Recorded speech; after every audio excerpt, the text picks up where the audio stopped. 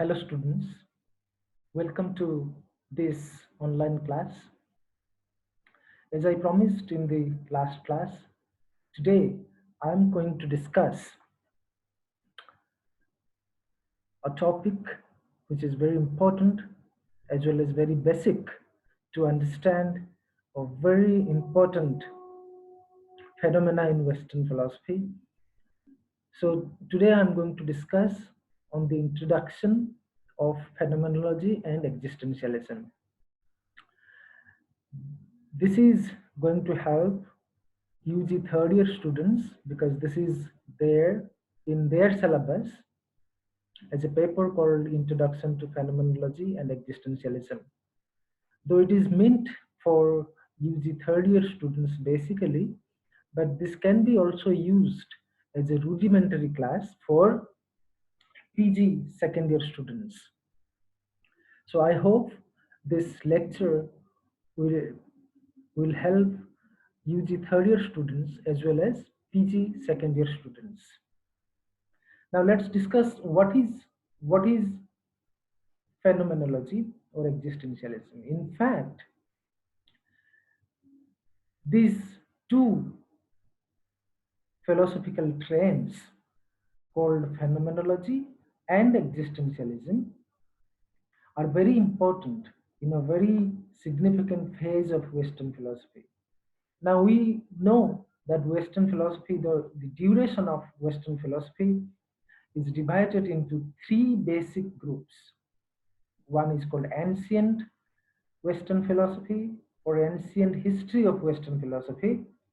Second one is medieval history of Western philosophy. And the third one is modern history of Western philosophy. Now we know that ancient history was dominated by Plato, Aristotle, and Greek philosophers particularly. Medieval history was dominated by like Saint Augustine, Saint Anselm, etc.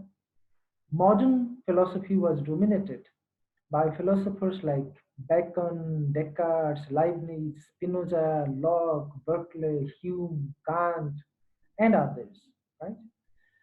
And most of the time, what we do exactly in particularly for UG students, we stop teaching Western philosophy up to Kant.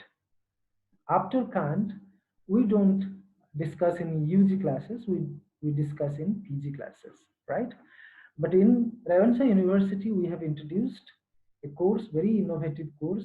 It is called Introduction to Phenomenology and Existentialism. This is also called continental philosophy.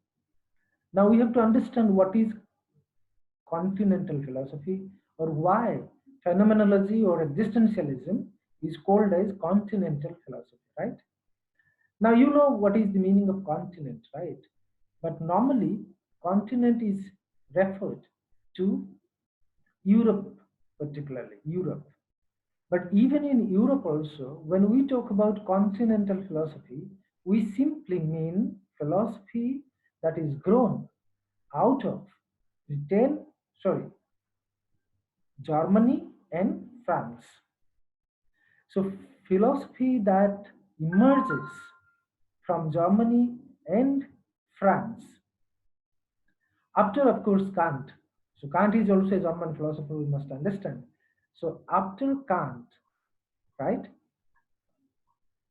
the philosophical trend that started or that began in Germany and France particularly is referred as continental philosophy, right?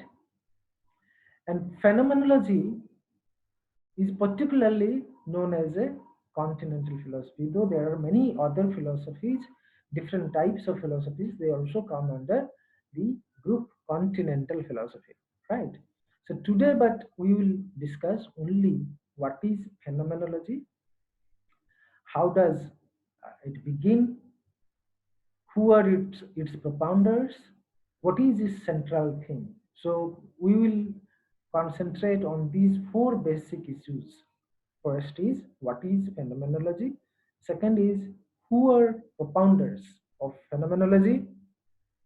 The third one is like what are the central themes of phenomenology, right? So let's start with what is phenomenology first. But before that, we must understand what is the word called phenomenology. So the word is not very new to a student of philosophy because phenomenology comes from a very, very popular word called phenomena. Now, this phenomena is a very enigmatic word in philosophy because if you start reading philosophy anywhere, either from Greek philosophy or modern philosophy or wherever you talk about philosophy, we always talk about phenomena. So, what is a phenomena? From there, we come phenomenology. So, two words are very important. One is phenomena and another is logy. Now, phenomena is that which is seen, that happens. So, anything that happens is called a phenomenon. For example, I am teaching online, that is also one phenomenon. You might be watching this video there through your computer, that is also another phenomenon. The fan is moving, that is another phenomenon. The earthquake comes, that is another phenomenon. So anything that happens is called phenomenon. Then now, the important task of any philosopher is to understand a phenomenon. Now, you can ask also that this is also a task of scientist. Of course, this is also a task of scientist. This is a task of any common person to understand what happens in front of us. Okay, but philosophers actually go deep into investigating what is the nature of that phenomena, right? And if you go to the history of Western philosophy, then you will find that phenomena or what appears before us is called phenomena. And in philosophy also there is another word that is used called appearance, right? So anything that appears or that has an appearance, right, is called a phenomenon. Done. Now phenomenology then will be of philosophy or an understanding particularly or an understanding of phenomena or understanding of anything that appears to us. Now you might have a question, what is that? The question is, like, if you go to the history of Western philosophy, then starting from Plato and Aristotle, then you will find that most of the philosophers, they have ignored the importance of what appears or appearance. There is a stark differentiation between appearance and reality in philosophy. So Plato actually ridicules appearance because Plato believes that that appears might not be true, and therefore Plato was searching for reality. And most of the philosophers, after the influence of Plato, were starting to search reality, and therefore they ignored appearance. Right? So appearance, or you can say appearance of a phenomena or a phenomenon, was ignored, right? In this sense, it's not in other sense, but it is ignored in this sense. So philosophers were mostly, mostly they were worried to understand the reality more than the appearance, right? Now here, phenomenology actually comes, intervenes, and gives importance to phenomena, and therefore this is called phenomenology. So anything that appears to us is very important to understand.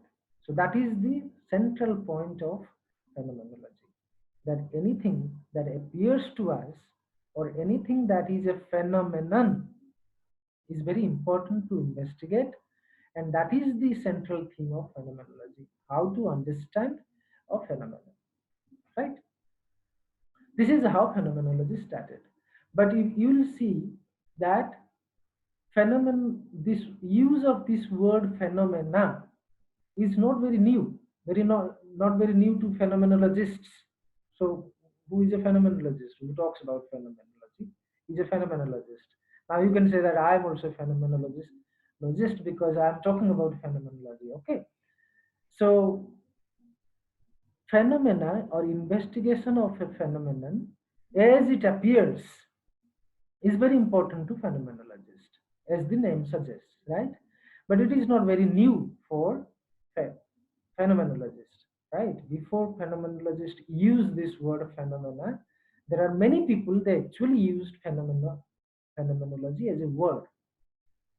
You can see that very our very important philosopher called Kant, right? You must have studied Kant in your UG syllabus. Kant has used this word in a very significant way. Kant has differentiated between two words called phenomena and noumena.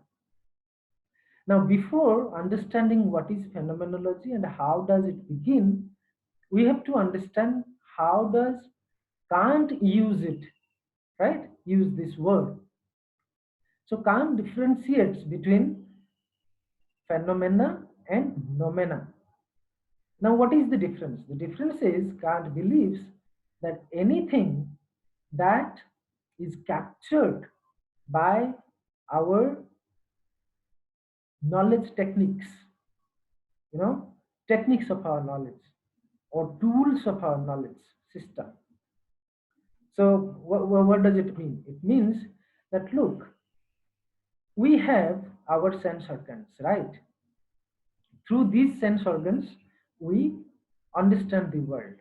So if I show you something and I'll show you this, what is this, right? Then you will probably say that this is a mobile. Now, if I ask you, how do you know this? Then you will say, oh my God, this is a very silly question, right? I see it. I see it in my eyes, and this is a mobile. This appears to be a mobile. Now, we get knowledge through our sense organs, right? So these are the tools of knowledge.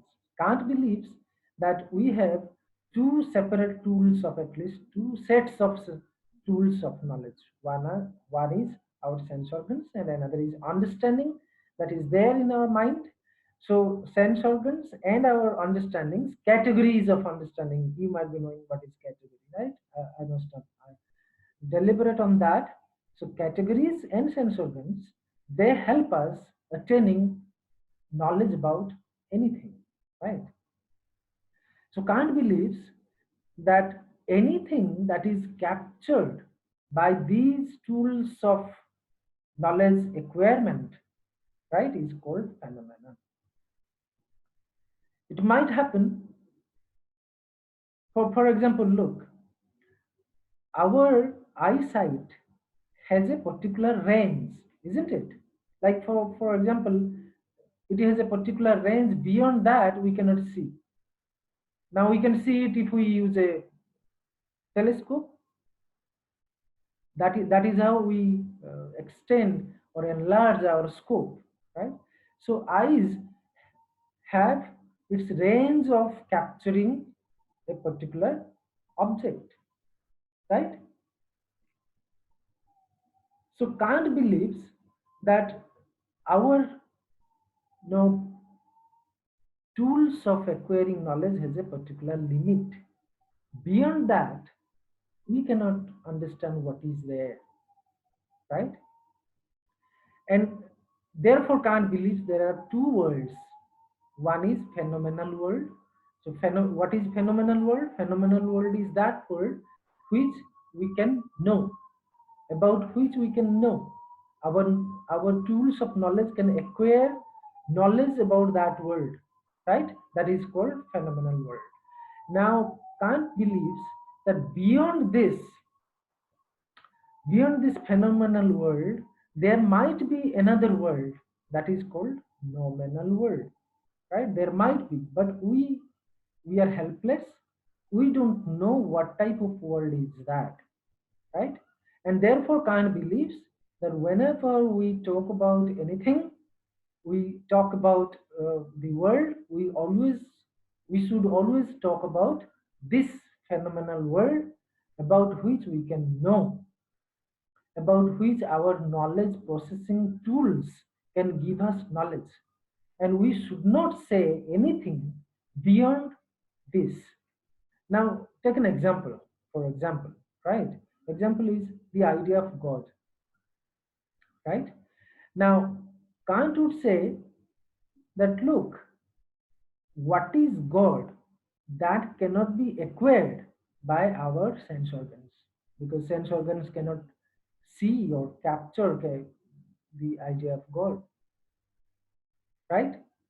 But that doesn't mean that God doesn't exist.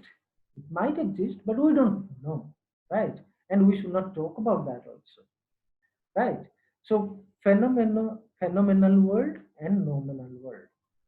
So Kant believes that we should always talk about phenomenal world only. We should not talk about nominal world. It might be there, but we should not talk about that. Okay. So this is actually a turning point. And after that, you might be knowing there is a very important philosopher called Hegel. He is again from Germany. He has also used this word, phenomenology. He has a very important book called Phenomenology of Spirit, where he has used this word phenomenology, but he has used this word in a different way. So we are not going to discuss on that. So what is my point here is to say you that the word phenomenology is not a new word which is used by phenomenologists, right? It is used, or it was being used by different philosophers in history. Then what is important or what is novel in case of phenomenologists we have to discuss today, right? And therefore we have to uh, say, look, we have to see this one very important thing is that uh, we must understand that uh,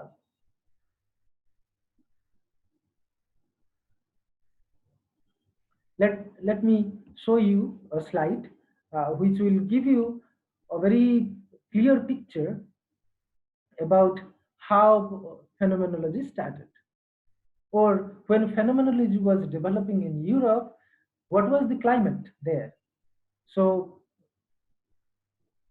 during that time, we had different types of philosophies flourishing throughout Europe, right? For example, idealism, for example, logicism, for example, pragmatism, you might have studying pragmatism, and existentialism, of course, right? Neo-Kantianism, I was talking about Kant.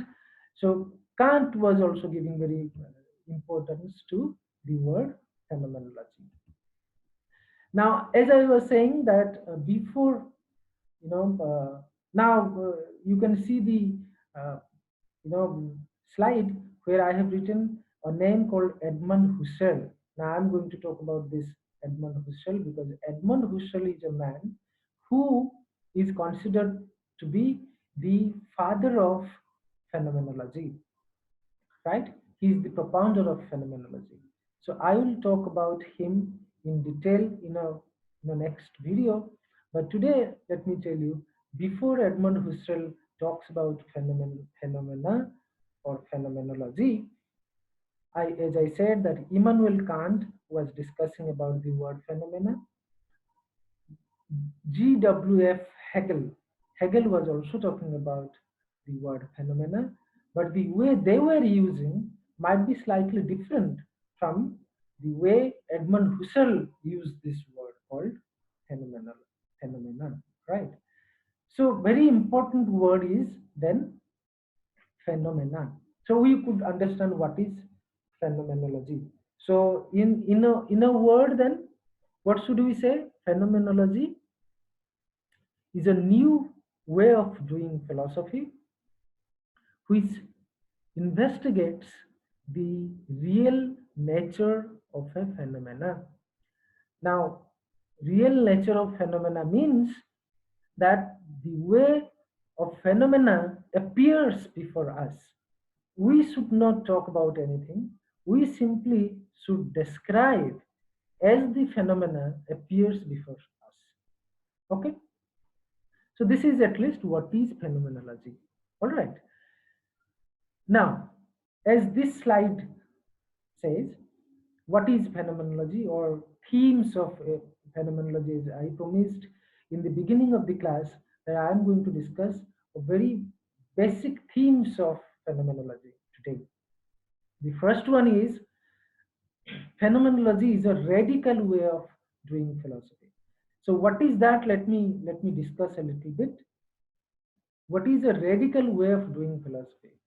No, up to Edmund Husserl. Now you must be familiar with the word Edmund Husserl. Edmund Husserl is the founder of phenomenology. Now, up to the time of Husserl, philosophy has lost its shine. People started to believe that philosophy has lost its direction. It is not doing well, right? And philosophy was doing or following a particular method, and it was becoming monotonous, right? And therefore, Edmund Husserl wanted to make philosophy a kind of radical, to do certain philosophy in a complete new way. Okay, and therefore Edmund Husserl said that phenomenology is a practice rather than a system. So you know what is a system. In philosophy, particularly philosophy students are more concerned about the system. Most of the philosophers, they develop actually system, right? Now, in that sense, phenomenology is not another system. Hegel, Kant, Aristotle, right? Descartes, all these people, they have developed a well-knitted system of philosophy. System of a philosophy means what? That they have to talk, uh, start from a particular thesis or particular theorem, then that should be supported by other uh, other theorems, right? And in that way it will be need a very good system in which all the theses, all the propositions are very closely logically connected. Okay, but phenomenology was not a system. Phenomenology said that this is a practice. Why practice? Because phenomenology believes that we are not going to talk about theory now. We are going to understand a phenomena as it appears to us. We have to simply, silently, very diligently, as a very radical scientist, what we have to do is simply to describe a particular phenomena as it appears before us. Right? And therefore, it is said that phenomenology is a radical and anti traditional style of philosophizing which emphasizes the attempt to get to the truth of the matters, right? Because phenomenologists believe, or Edmund Husserl particularly believes that if we want to find the truth, then we have to very sincerely investigate the phenomena as they appear to us. What happens then? Let me give you an example, okay? How it happens. Suppose one day you suffered from a very bad toothache, right? Very bad toothache. You are suffering very badly, right? And then you went to your mother, said that mother, I am suffering from a very bad toothache. Now your mother takes to you to a doctor and a dentist, right? Now, a dentist actually takes all the tests on you, investigates all the causes of toothache, and then he declares that there are no causes for toothache in you, right? But then you are saying that I am feeling toothache, but the doctor says that there is no cause of you know toothache in you. Who is right? Who is telling the truth? Whether you are telling the truth that because you are feeling the pain of toothache, or the doctors telling the truth because he has investigated or used all the scientific medical techniques, causal explanations on you, and finds that there is no reason. Who is telling the truth? So that is very important, right? And if you ask your mother, then your mother looks at you and says that might be you are pretending because there is an exam. Okay, look, surprised, isn't it? Your mother will not trust you, your mother will trust the doctor. And that is how, why this happens. Look, because slowly and steadily we have, we have distanced ourselves from our genuine experience, right? As I am experiencing something, something means one phenomena, I am experiencing truly that particular phenomena, but there is a background theory or scientific theory or cultural, you know, cultural background or a religious explanation, right? That X is not P, but I am experiencing X is P. But science and or something else says that X is not P. So whom should I believe? Whom should I trust?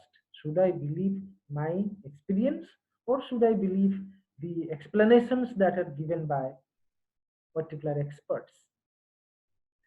And generally, we go by explanations, by the experts' explanations rather than experiences. Because in history of philosophy, subjective experience has been badly ridiculed. Okay. And therefore, Edmund Husserl wanted to give more importance on this experience, this genuine experience. Okay, means that if I experience something genuinely, that is the most important evidence for truth. My genuine experience is the most important evidence for the truth. I don't need any external evidence for truth. All right. But if I say like this, then people would say that, look, you know, people would say that you are an annoyed boy, right? Because you always say that whatever you think, it is right. Okay, so that was actually the engagement of phenomenologists.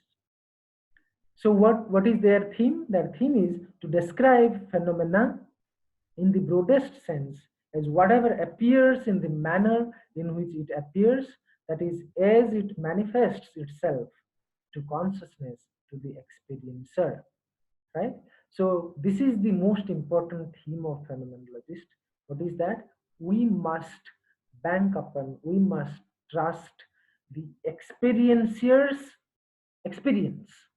So if I experience something, that is the most important truth for me, right? Even though the whole world of expertise goes against of this, against of my pure experience, then also I should not believe on them, I should believe on my experience.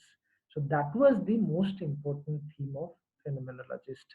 But you know that if I say like this, or someone or anyone says like this, that what I experience is right, others are not right, then people might, become angry on you. And that happened in Western philosophy also, right? So because uh, there was a danger in it. Danger is that if I say that what I experience is true and you say what you experience is true, then how to communicate? So it becomes very subjective. And becoming objective or getting objective knowledge has been the focus of any philosophical investigation. And therefore, they have ignored the genuine experience. And phenomenologists, or particularly Edmund Husserl, wanted to restore this, that we must trust genuine experience.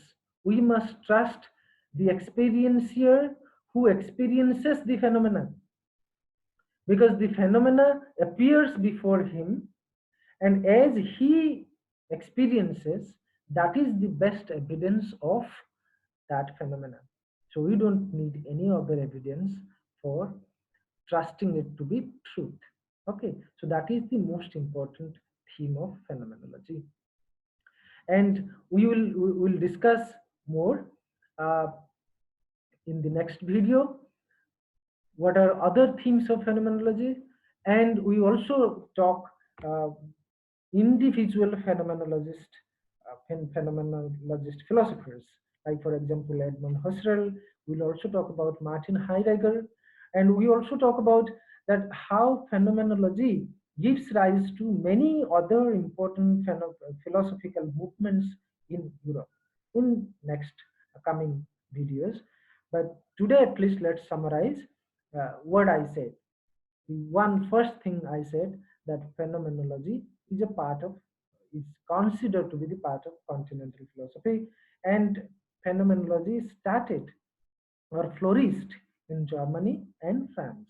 First thing, and second thing I said, that Edmund Husserl was the founder of phenomenology. But before Edmund Husserl, there were many other people who used the word phenomena, right? Who are they? Like Kant, like Hegel, like Brentano, right? So these people also used the word phenomena. But Edmund Husserl, we will see that Edmund Husserl used this word in a different note. And then third thing I said, that what is the basic theme of phenomenology? The basic theme of phenomenology is that wants to investigate the phenomena as it appears before us, right? So in that way, what exactly phenomenology does is that we must believe on pure experience. So anyone, if someone experiences, and look, if he doesn't pretend, then that experience doesn't need any further investigation, any further evidence to be considered as truth. So phenomenology actually is interested to that description of that experience, what type of experience it is, right? So phenomenology actually describes that. Thank you very much.